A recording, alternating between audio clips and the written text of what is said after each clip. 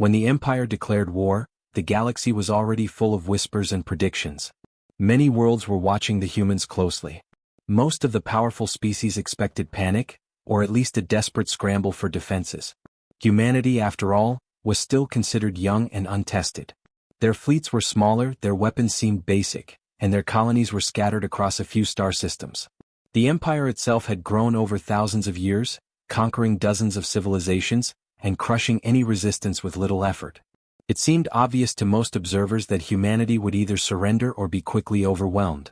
On Earth, in the capital city, the news arrived in the form of a simple, official message. It came from the Imperial High Council, written in the formal, cold tone that the humans had come to expect from the larger galactic powers. The message was short, clear, and harsh.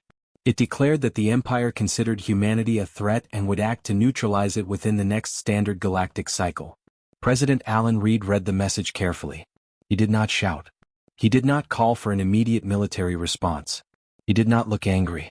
He leaned back in his chair and placed the message on the desk in front of him. His eyes were calm, almost unreadable, and there was a faint smile playing on his lips. "Patience," he said almost to himself. "We will respond properly." The council members around him stiffened. They were used to urgency, to action. War was usually met with fleets, with weapons, with strategy rooms filled with tension. Some of them had expected Reed to slam his fist on the table or call for immediate mobilization. Instead, he simply sat, composed and quiet. Counselor Maria Finch, who had been head of defense planning for over a decade, could not help herself. "Sir," she said carefully, "we cannot just sit. The Empire has declared war. Their fleets are already in motion. If we do nothing, our colonies—" Reed held up a hand. "I am not suggesting we do nothing," he said gently. "We will act. But we will act in a way that the galaxy does not yet understand." The council members exchanged uneasy glances. Some frowned. Some whispered to each other. Reed's calm did not bring comfort, it brought confusion. Outside the government buildings, news of the declaration spread quickly. The people of Earth watched the broadcasts, read the news reports, and waited for reactions from their leaders. Unlike most species in the galaxy, humanity did not panic. There were no mass evacuations, no frantic troop deployments, no screaming mobs. Life continued as usual in many cities. People went to work, schools continued their lessons, and trains and vehicles carried passengers from one place to another. But behind the ordinary rhythms of daily life, something unusual was happening. In the quieter parts of the world, scientists, engineers, and strategists began to prepare. But their preparations were methodical and calm. Ships were checked and repaired, but no new weaponry was created in haste. Communication lines were secured, and diplomatic channels were quietly opened to other species, but there were no threats or ultimatums sent. Humanity, it seemed, was waiting. Even the media was confused. Analysts and commentators, both human and alien, tried to predict what President Reed would do. Some suggested he would finally order a fleet to attack. Some believed he would surrender to save Earth. But no one predicted patience. No one understood the human way of waiting, of thinking before acting. Far above Earth, the satellites and defense stations remained in orbit, scanning the stars. Human sensors detected the movements of Imperial ships as they began to spread across nearby sectors. The numbers were daunting. For most species, this would have been a signal of inevitable defeat. But for humanity, it was information. They watched, they recorded, and they waited. At the command center in London, Commander Luke Warren observed the data streams. He had been trained to react quickly, to make fast decisions in the heat of battle. But now he found himself holding back. The Empire's ships were impressive, but he could see patterns. He could see weaknesses. He could see the mistakes they would make if they assumed humanity would panic. He turned to his second-in-command, a young officer named Claire Morris. "Do you see this?" he asked. "They are spread too thin. They think we will run. They think we will strike first." Claire nodded slowly. "And they will be wrong." Meanwhile, President Reed continued to meet with his council, not in anger, not in fear, but with steady focus. They discussed not only military readiness but trade, diplomacy, and alliances. He insisted that humanity needed to show strength not by attacking but by demonstrating competence and foresight. He reminded his team that the galaxy often underestimated humans because they did not act predictably. That unpredictability was a kind of power.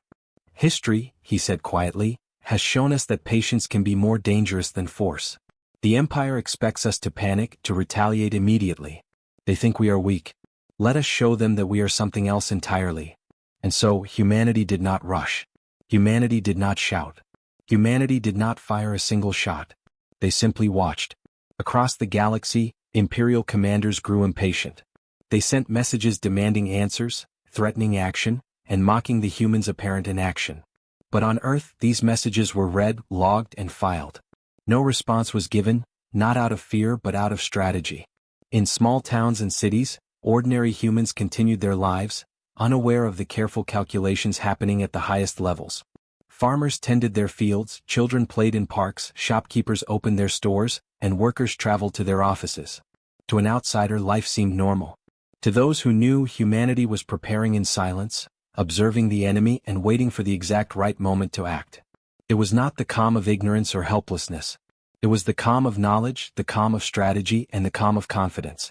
For the first time, the galaxy began to notice something that humans themselves had known for centuries. They were not predictable. They were not weak. And they were not afraid. From the observation decks of distant star systems, alien leaders watched the humans. They whispered among themselves. Some laughed at what they thought was foolish hesitation. Some frowned, unsure how to interpret this strange behavior. One thing became clear very quickly: the humans were different. Not stronger, not faster, not richer, but entirely unpredictable. And that unpredictability, President Alan Reed knew, was their greatest weapon. Humanity did not raise fleets. They did not prepare to attack. They did not surrender. They simply waited. And in that waiting, the galaxy began to feel something unfamiliar: confusion. The Empire, accustomed to obedience and fear, did not understand what it was seeing. Every command they gave, every threat they sent, was met with calm and silence. Their analysts grew frustrated. Their generals grew anxious. Their spies returned with reports of humans going about daily life as if nothing had changed. Ambassador Sarah Cole entered the Great Hall of the Galactic Council with a calm, steady step.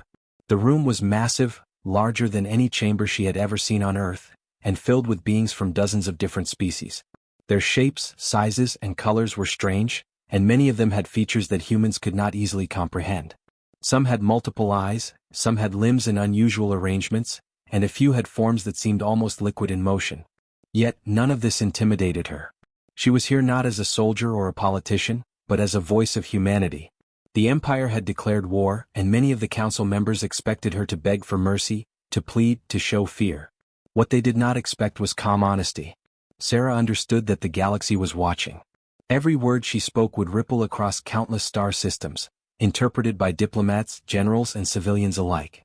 As she approached the central dais, a murmur swept through the room. She could feel their eyes on her, and a few even leaned forward, curious. She took a deep breath, then began. "I will speak plainly," she said. Her voice was steady, neither loud nor soft. "Humanity is not innocent. We have fought wars, made mistakes, and suffered losses. We have sometimes harmed those we wish to protect. We have caused pain and destruction. We do not hide from our history, nor do we claim to be perfect." A few of the alien delegates exchanged uneasy glances. Some whispered to each other, their voices strange to human ears. One of the council leaders, a tall being with pale blue skin and eyes that glowed faintly, cleared his throat and spoke in a deep, resonant voice. "Your species admits fault," he said. "Yet you do not seem afraid. Most would beg for mercy at this stage." Sarah nodded. "Fear is not our strategy. Understanding is.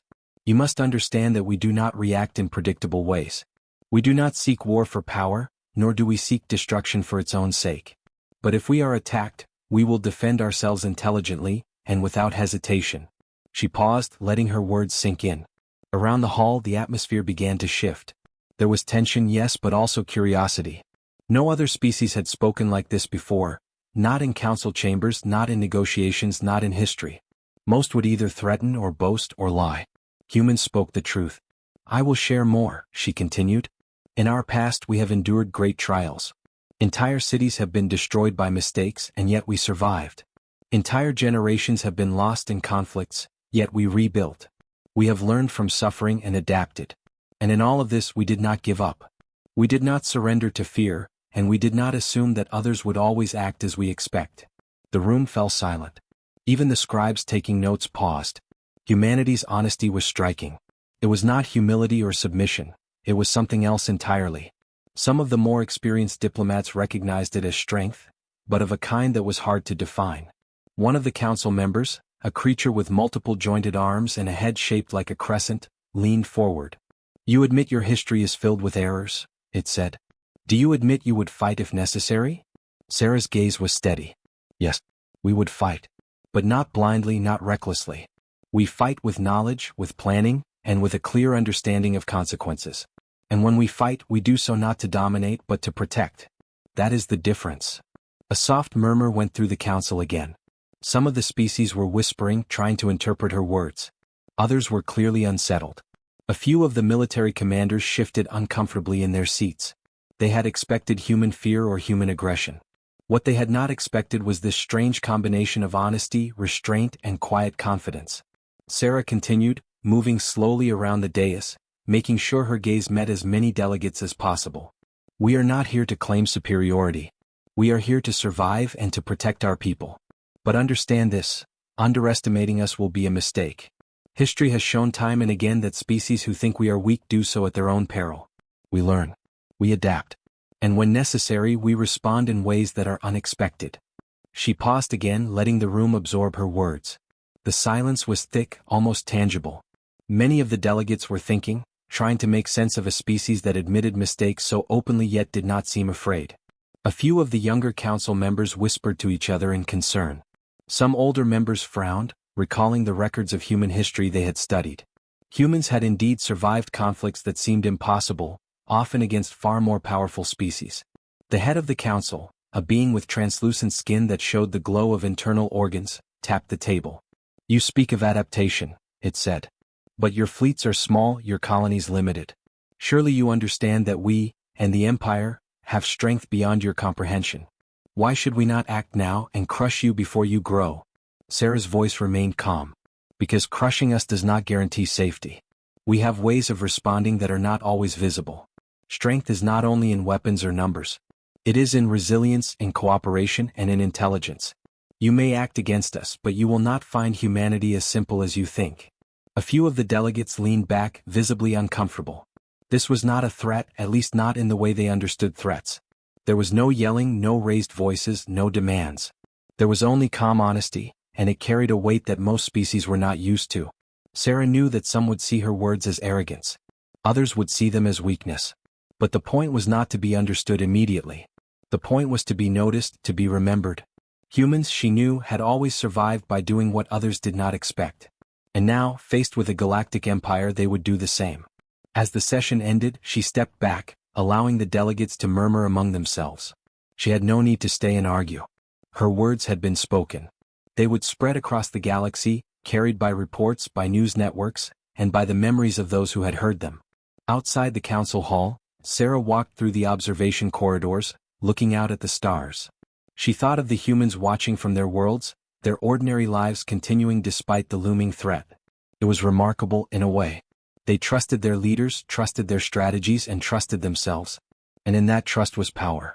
Back on Earth, President Alan Reed received a full report of the session. He smiled faintly. "Good," he said. "They are beginning to feel it. The galaxy is beginning to question what humans truly are." Sarah returned to her quarters, exhausted but satisfied. It had been a long session, filled with difficult words and difficult truths. She had shown the galaxy that humanity was neither weak nor simple. They were complicated, yes, but in ways that could not be easily predicted. And that unpredictability, she knew, would soon become their greatest advantage. In the weeks that followed, reports arrived from various systems. Neutral worlds began to reconsider their alliances. Traders, diplomats, and spies noticed a subtle shift in attitudes. The humans were not threatening, yet they were not submissive. They admitted their flaws, yet they did not falter. Their honesty and restraint confused species that had only ever seen aggression or fear as indicators of strength. Even some of the Empire's own officials began to doubt the wisdom of their actions. Could a species that admitted its faults, that did not panic, and that faced threats calmly really be so weak? It was an unsettling thought. Sarah, meanwhile, prepared for the next stage. She would continue to speak, to explain, to demonstrate that humanity's power was not in fleets or weapons alone, but in their ability to survive, to adapt, and to think. The galaxy would learn, slowly, that humans were not to be underestimated. And as she watched the stars from her quarters, she knew that the most important battle was not yet fought. It would not be fought with weapons or fire. It would be fought with patience, with strategy, and with the clarity of truth. Humanity's past wars had been messy and bloody. They had made mistakes, yes. But those mistakes had taught them something no other species seemed to understand. Weakness could be hidden in strength, and strength could be hidden in honesty. The galaxy was beginning to understand that humans were not predictable. And for the first time, some of the most powerful species wondered if they had underestimated them. As the Empire mobilized its fleets, sending ships across nearby star systems and making loud proclamations of power, humanity did not respond with anger or haste. Instead, life on Earth and on human colonies continued quietly, almost as if nothing had changed. People went about their ordinary lives, while some of the most important humans worked behind the scenes, preparing in ways that the galaxy did not yet notice. Engineer Tom Hale moved through the control rooms of the orbital defense stations. His hands were steady, his eyes sharp as he inspected the planetary shields surrounding Earth and the colonies. Unlike many others who would have rushed to build new weapons, Tom focused on strengthening protection, not aggression. He studied the energy grids, the shield frequencies, and the feedback loops, finding weaknesses that no one else had noticed. "Adjust this module," he said to his assistant, a young engineer named Peter Lane. "The Empire won't expect the shields to adapt this quickly. If they strike, they'll find our defenses stronger, not weaker." Peter nodded, a little surprised. "Stronger without weapons?" Tom smiled faintly. "Strength isn't always about what you attack with. Sometimes it's about what stops you from being attacked." While Tom worked on defense, trader Mia Grant was making moves of a very different kind. She traveled between star systems, opening markets and negotiating trade with neutral worlds. Unlike the Empire, which tried to force alliances with threats and intimidation, Mia offered fairness. She traded resources, shared technology, and built trust. At first, many aliens were suspicious. "Why do you give us fair prices?" one merchant asked. "Why not take more?" Mia shrugged lightly. "We do not need to cheat to be strong. Trust is worth more than profit when the galaxy watches. You can test us, but the deal is fair and we intend to keep it that way." Word of her fairness spread. Small worlds that had long been under imperial influence began to reconsider. Some quietly withdrew trade from the Empire and began trading with humanity instead. Others sent envoys to Earth, asking to learn more about human ways of commerce and governance. Meanwhile, back on Earth, President Alan Reed observed all of these efforts. He did not micromanage every action, but he watched carefully, reading reports from engineers, traders, and diplomats. He understood that true power often came quietly, without fanfare. While the Empire focused on fleet movements and overt threats, humanity was building networks of influence, preparing defenses, and earning the trust of neutral worlds. Commander Luke Warren monitored the human fleets, even though they remained relatively small. "The Empire thinks we are weak," he said to his officers. "They think we have no reach beyond our immediate systems. Let them think that. Our real strength is the alliances we are quietly forming and the shields we are perfecting. They won't see it until it's too late." At the same time, scientists and engineers were working on other projects that seemed ordinary but were crucial. Power grids on colonies were optimized to survive sudden energy shocks. Transportation networks were made redundant, ensuring that no single failure could disrupt an entire planet. Communication systems were encrypted, and backup channels were established in orbit and on nearby moons. Every step was calculated to prepare humanity not for attack, but for survival and adaptation. The Empire, in contrast, made much more visible moves. Ships were deployed, fleets were assembled, and proclamations were broadcast to the galaxy about the inevitable end of humanity. Many observers, from distant worlds to imperial analysts, assumed that the humans would panic at these demonstrations. Some even predicted riots or rebellions on Earth. But none of it happened. Humanity moved forward calmly, quietly. Even the citizens, unaware of most of the preparations, contributed unknowingly. Teachers taught skills that encouraged critical thinking, engineers solved problems quickly, and ordinary workers carried out their duties with care. In a strange way, the entire human civilization seemed to be preparing without panic, without chaos, and without fear. On a smaller colony in the Orion sector, Mia Grant negotiated a new trade deal with the inhabitants of a desert world. The locals were wary of the Empire and skeptical of outsiders. But Mia presented the deal openly, explained its benefits, and answered every question honestly. By the end of the meeting, the desert planet had agreed to trade valuable minerals with humanity, quietly withdrawing support from imperial supply chains. Back on Earth, Tom Hale received reports that one of the shield modules he had strengthened had already deflected a test attack from a nearby Imperial ship. Not a full strike, only a probe, but it confirmed that the human defensive systems were ready. He leaned back, satisfied. "They think we are defenseless," he muttered. "Let them wait. They'll see when it matters." Even in the galaxy's media, humanity's actions began to create confusion. Reports from neutral planets showed unusual cooperation with humans, while Imperial fleets moved into positions that did not yield obvious advantages. Analysts debated endlessly. Was humanity panicking, playing a game, or simply foolish? The answer was none of these. They simply acted in ways that the Empire did not understand.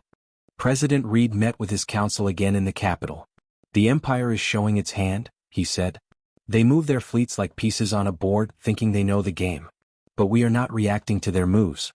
We are preparing quietly for what we know is coming. They cannot predict our next step because they do not understand our approach." Counselor Maria Finch frowned. "Sir, some might call this risky. What if the Empire strikes first?" Reed smiled slightly. "Then they will find we are ready. And it will not be chaos they face, but order and preparation. That is our strength." As the weeks passed, the galaxy began to notice subtle changes.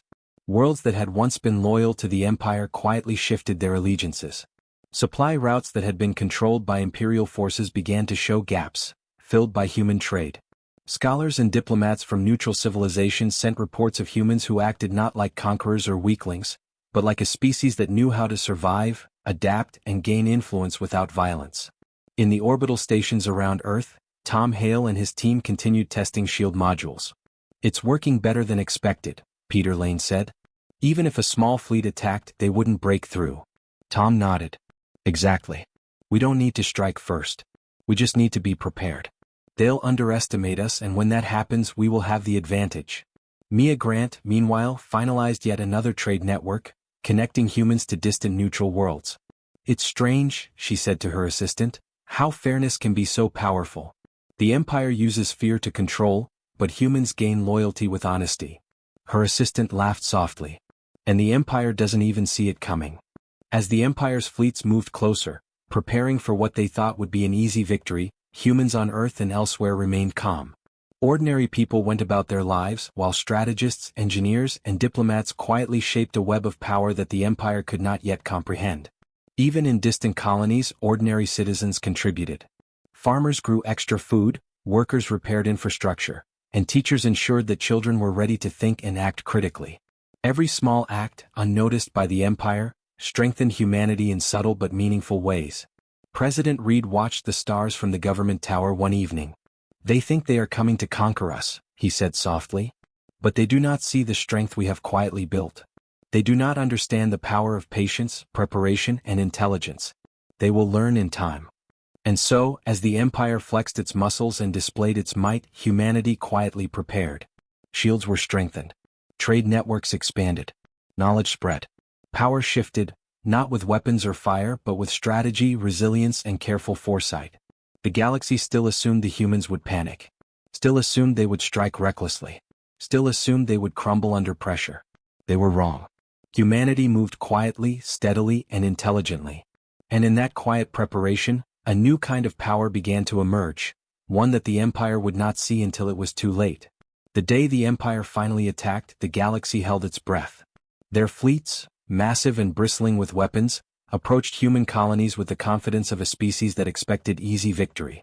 From a distance, the Imperial ships looked unstoppable, dozens of heavily armed battleships, carriers, and support vessels, moving in perfect formation as if victory were already guaranteed. Many observers across the galaxy were ready to announce humanity's doom. On Earth, President Alan Reed and his council watched calmly. There was no panic, no last-minute rush. Commander Luke Warren stood at the helm of the command center, observing the approaching fleet on the screens. "They think they have us cornered," he said quietly. "They don't realize what they are walking into." Engineer Tom Hale was already monitoring the shield grids. Every planetary system had been reinforced in the weeks leading up to this moment. The shields were stronger, faster, and more flexible than the Empire could imagine. And Tom had built something else. A system of precise disabling pulses that could immobilize a ship without destroying it. They had tested it on small drones before, but now it was time for the real trial. As the first Imperial ships reached the outer colonies, human defenses activated. Energy fields flared and communication jammers interfered with enemy signals. But it was not chaotic, it was controlled, almost effortless. Tom's fingers flew over the controls. "Target the lead frigate," he said to his assistant, Peter Lane. "Just enough to stop their engines. Do not destroy." The beam struck and the lead ship shuddered in place. It spun slightly, its weapons systems temporarily offline. A ripple spread across the formation as other human pulses disabled the engines of nearby vessels. One by one, Imperial ships became unable to move, forced to drift as humans controlled the battlefield with precision rather than brute force. In orbit above one of the colonies, Commander Luke Warren watched through the sensors. He smiled faintly. "They thought we would panic," he said. "They thought we would retaliate recklessly. And now they see we can stop them without even firing a shot." Meanwhile, human pilots and small defense craft moved quickly, guiding disabled ships to safe zones. Boarding parties were sent out, not to capture or harm, but to ensure that Imperial crews were safe. Soldiers who might have been enemies were treated with care, given medical attention, and allowed to communicate with their families through human channels. Some Imperial commanders were horrified. Their pride demanded victory, and now their ships floated helplessly in space, completely unable to act. Others were confused. How could a species so weak control a battlefield without destroying anything? They had expected humans to panic, to fight recklessly, to either attack or collapse. Instead, they found order, skill, and restraint. On the human side, Trader Mia Grant monitored the colonies from her ship. She had traveled to oversee supply lines, ensuring that every system had enough resources for defense and recovery. She watched Imperial soldiers being treated, fed, and returned to their ships. Some of them stared at the humans in disbelief. Others whispered to each other. "They are different," one said softly. "They don't act like anyone else," another replied. Back on Earth, President Reed addressed the council. "This is what I told you," he said quietly. "They underestimated us. They expected fear or chaos. And now they will begin to doubt themselves." In distant parts of the galaxy, news of the human action spread quickly. Reporters on neutral planets observed human fleets that had stopped Imperial ships without destroying them. Envoys watched as captured soldiers were returned unharmed. Analysts debated endlessly, what kind of power was this? How could a species so small in numbers control such an overwhelming fleet without traditional weapons? Even some of the Empire's allies began to question the wisdom of the campaign. "Perhaps we misjudged them," said a counselor from a nearby neutral world. "They are not weak. They are something else." On the battlefield, human pilots guided each disabled ship to a holding position. One young pilot, named Leah Foster, marveled at the calm efficiency. "We could destroy them easily," she said to her co-pilot, "but we're not." "Why not?" Her co-pilot, Daniel Price, smiled. "Because that's not the point. They will learn from this. The Empire will see that humans are not predictable. That's our strength." Imperial commanders grew desperate. Some tried to force their way through the disabled ships, but human shields adapted, creating barriers that stopped every attempt. Communication signals were jammed just enough to prevent coordination, yet humans maintained perfect control over their own systems. It was precision, not brute force. Above one colony, Tom Hale observed the sensors and allowed himself a quiet laugh. "They think they control the battle," he said. "But it's ours. And they don't even know it yet." On Earth, news broadcasts explained the events in simple language for ordinary citizens. Humanity's actions were described as defensive and precise. The Empire had attacked, yet no humans had died, no colonies had been destroyed, and no retaliation had escalated the conflict. People across the colonies felt pride and calm. This was not chaos. This was strategy. This was humanity at its best. In the Empire's command fleet, confusion spread faster than fear. Officers shouted orders that could not be executed. Analysts debated endlessly about what had gone wrong. Some demanded annihilation. Others hesitated, unsure how to respond to a species that did not fight like any other. President Reed observed all of this through his communications channels. He did not gloat. He did not cheer. He simply watched as he had planned. Humanity had acted with restraint, with care, with intelligence, and the galaxy was taking notice. Meanwhile, traders and diplomats on neutral worlds reported the same thing. Human actions were deliberate, humane, and effective. The image of humanity in the galaxy began to change. They were no longer the small, unpredictable species others had assumed they were. They were strong not in brute force but in control, intelligence, and moral clarity. Commander Warren addressed his officers quietly. "Today we did something most species cannot do," he said. "We stopped a superior fleet without unnecessary destruction. We proved that power is not only in weapons or numbers. Sometimes power is in control, in calm, and in thinking ahead." Even the Imperial soldiers being returned to their ships whispered among themselves. "They are not what we expected," one said. "They are disciplined but humane." "Humane?" another repeated. "In war?" "Yes," the first replied. "That's the strangest part." As night fell on Earth, lights flickering across the cities, President Reed stood by the observation window. He watched the stars where battles had occurred, the ships now drifting, disabled but unharmed. He turned to the council. "This is only the beginning," he said. "They expected chaos and fear. They found calm and intelligence. They expected anger. They found strategy and restraint. And that is a lesson they will not forget." After the first confrontation, the galaxy began to shift. The Empire had expected a quick victory, and yet now, for the first time in generations, their allies began to question the wisdom of standing with them. Some neutral worlds quietly withdrew support, redirecting trade, supplies, and resources away from the Empire.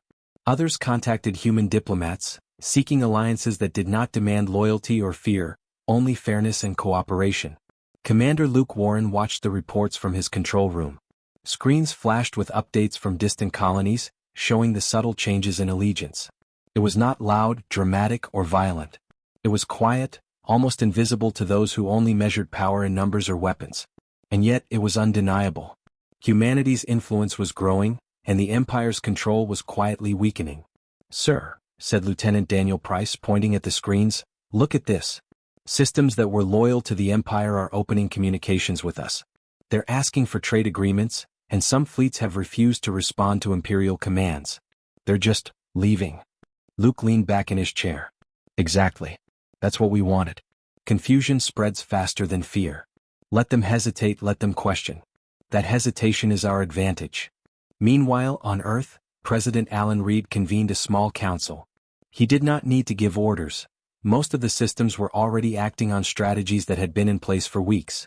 Instead, he focused on the message humanity would send to the galaxy. It would not be a threat nor a boast. It would be a statement of fact. "We are not conquerors," he said, "but we are not weak. We will defend ourselves. We will survive. Let that be known." The message was drafted with care. It was concise, precise, and calm. Luke Warren sent it personally from the flagship in orbit above Earth. It was transmitted across the galaxy, reaching Imperial fleets, allies, and neutral worlds alike. It read simply, "Humanity will not conquer, but humanity will not break." The reaction was immediate. Across the Empire, generals, admirals, and counselors paused in their work. Some stared at the message in disbelief. Others whispered to one another, questioning their next steps. For the first time, the Empire hesitated. They had never faced a species that acted neither with fear nor aggression, that had been attacked and yet responded with restraint and intelligence, and that now communicated with confidence rather than anger. In the neutral sectors, humans were praised and observed with curiosity. Envoys, traders, and leaders from distant worlds began sending messages of respect, some even proposing formal cooperation. It was a strange kind of power, unlike anything the galaxy had seen before. It did not rely on fleets, weapons, or terror. It relied on clarity, honesty, and unshakable confidence. On one small planet, a counselor from a minor system shook her head as she read the message. "They are not trying to destroy anyone," she said quietly. "And yet, I do not think they can be broken." "How is that possible?" Her colleague shrugged. "I do not know. They do not act like any other species. Perhaps that is why the Empire is hesitating. They do not understand what they are dealing with." Back on the flagship, Luke Warren studied the Empire's fleet through his sensors. Ships were moving more slowly than expected. Orders were repeated, questioned, and sometimes ignored. Confusion had spread faster than any human weapon could. "Commander," said Lieutenant Price, "look at the Imperial fleet. They are arguing over strategy. Some of their ships are even withdrawing slightly. They're hesitating." Luke nodded. "Yes, that hesitation is everything. They expected panic, they expected chaos, and they expected submission. Instead, they found humans who are calm, precise, and unyielding. They cannot understand us, and that is exactly why we have the advantage."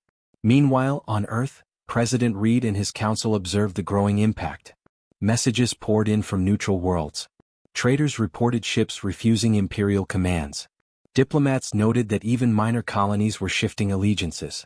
Humanity's influence was spreading quietly, almost invisibly, and yet it was unstoppable.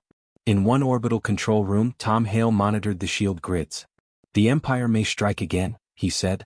"They will test us, but they cannot break us. Their fleets cannot destroy what is built with knowledge, planning, and cooperation." Peter Lane, his assistant, nodded. "It's strange. We're not fighting them with weapons but with strategy. And it's working." Mia Grant, meanwhile, oversaw trade routes connecting human colonies to neutral worlds. "They see that humans are fair and intelligent," she said to her assistant. "And that fairness is more powerful than fear. They trust us even as the Empire tries to scare them." In the Empire's central command, tension grew. Some generals demanded that humans be destroyed immediately, fearing the spread of influence. Others argued for caution, realizing that reckless attacks might only strengthen humanity's reputation further. Debate raged for days, and for the first time there was no consensus. Hesitation replaced confidence. On Earth, President Reed addressed the Council again. "Do you see what is happening?" he asked. "The Empire does not understand us. Their allies question them. Their fleets hesitate. And all of this happened without a single human ship firing to destroy them. Patience and clarity have done more than aggression ever could." Commander Luke Warren nodded as he watched Imperial movements. "This is only the beginning," he said. "The Empire may regroup, but we have shown the galaxy that humans are not predictable. We are not conquerors, but we are not weak. That combination is powerful, and it makes them hesitate." In the colonies, ordinary humans were largely unaware of the strategic shifts happening above them.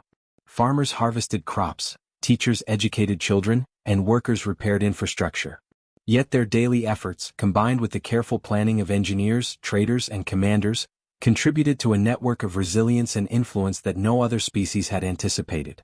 Even among the Imperial soldiers, confusion spread. "We were told they would panic," said one young officer. "We were told they would retaliate recklessly. And yet, they are calm. They are precise. And they have allies we never expected." Another soldier frowned. "How can they be so strong without fighting?" "They are not like us," the first replied. "And that is the problem."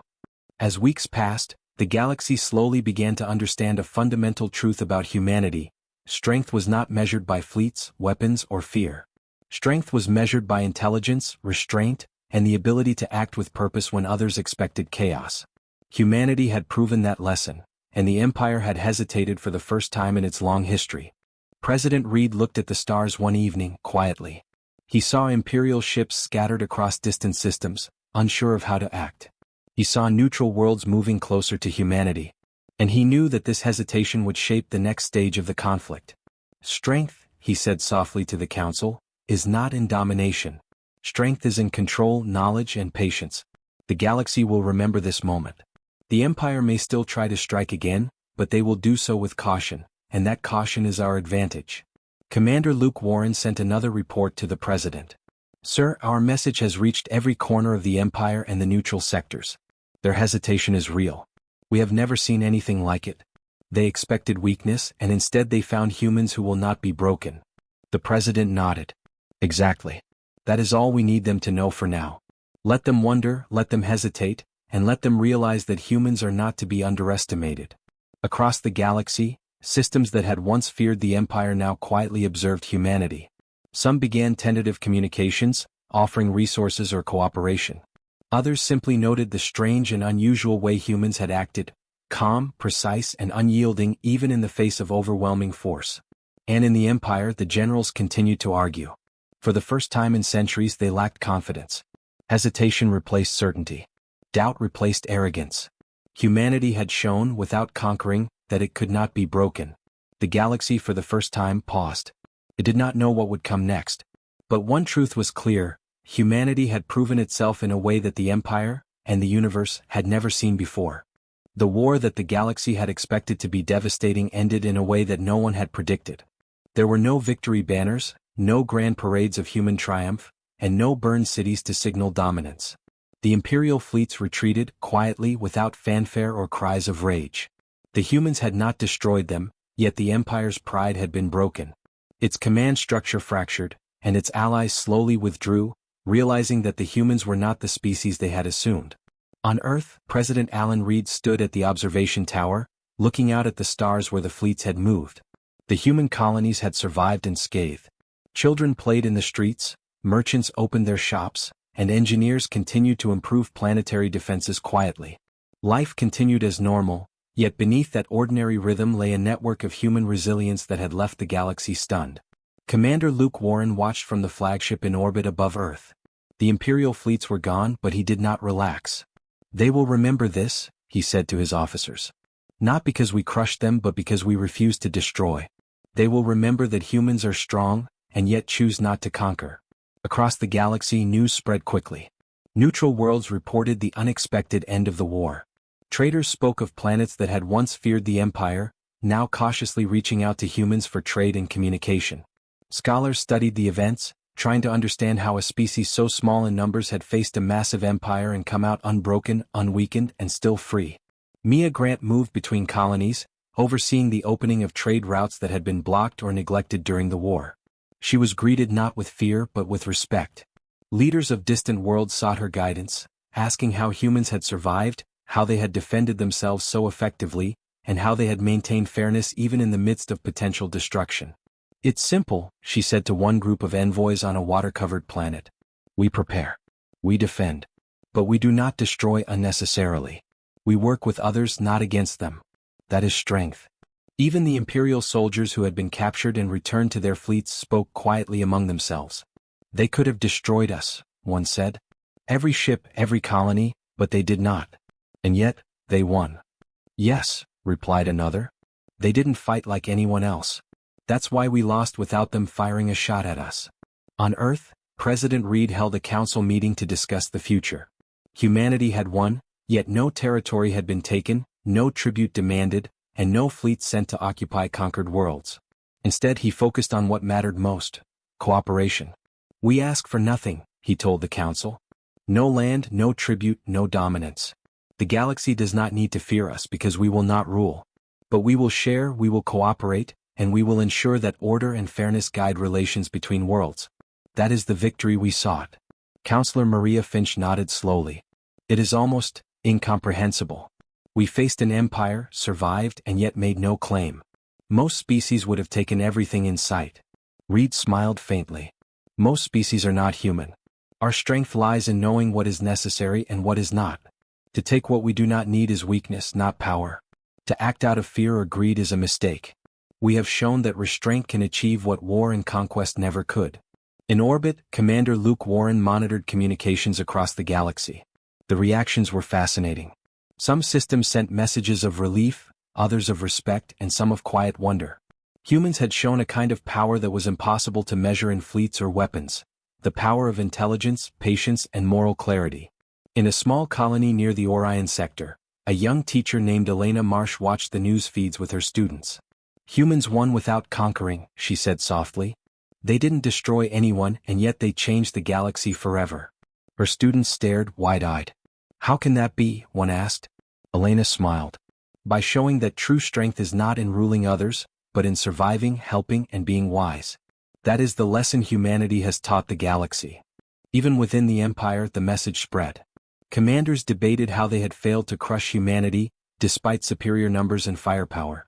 Some began to respect humans quietly, while others stewed in anger. Yet no one could deny the truth: humanity had achieved victory without conquest, without fear, and without unnecessary violence. On Earth, President Reed watched as diplomats from neutral worlds arrived to meet with humans. They brought offers of trade, knowledge, and cultural exchange. They sought partnerships, not subjugation. And humanity welcomed them openly, fairly, and honestly. Engineer Tom Hale worked quietly in the orbital defense stations, maintaining and improving the shields and systems. Trader Mia Grant coordinated supply networks and trade routes. Commander Luke Warren oversaw fleet movements and continued drills, ensuring readiness for the future. And President Reed guided humanity's steps carefully, emphasizing cooperation rather than domination. In distant corners of the galaxy, historians would later write of this war in disbelief. They would record that a small species had faced an empire, had been attacked, and had survived without loss, without aggression, and without conquest. They had refused to rule, and yet the galaxy had changed. They had proven that intelligence, strategy, and moral clarity could outweigh brute force. Even centuries later, humans would be remembered not for the planets they conquered or the enemies they destroyed, but for the way they had acted. They had shown that victory was not always measured in firepower or territory, but in the ability to survive, protect, and cooperate. They had won the respect of friend and foe alike, not through domination but through restraint. On Earth, in the quiet moments after the war, children played in the streets, unaware of the history being made above their heads. Teachers continued lessons, merchants continued trade, and engineers continued their work. Life had not been stopped by war, it had been guided by wisdom and preparation. Humanity had survived and in doing so had shown the galaxy a new definition of power. President Reed looked out at the night sky, dotted with distant stars and ships now returning home. "This is how humans win," he said quietly to his council. "Not by taking, not by destroying, but by knowing what is necessary and refusing what is not. That is the legacy we leave, and the lesson the galaxy will never forget." Commander Luke Warren stood beside him. "The Empire may recover, sir," he said. "But they will never forget this day. They will never forget that humans cannot be broken, and that strength can exist without aggression." President Reed nodded. "Let the galaxy remember it, then. Let it be the example for all species. Power without cruelty, strength without domination. This is what makes humanity human." And so the war ended quietly without banners or conquests. Humanity asked for nothing but cooperation, offered fairness, and showed the universe that the greatest victories were sometimes the ones that left no scars. Across the stars, the galaxy would never forget the species that had faced a mighty empire and won. Not by ruling, not by fear, but by refusing to be broken and refusing to rule.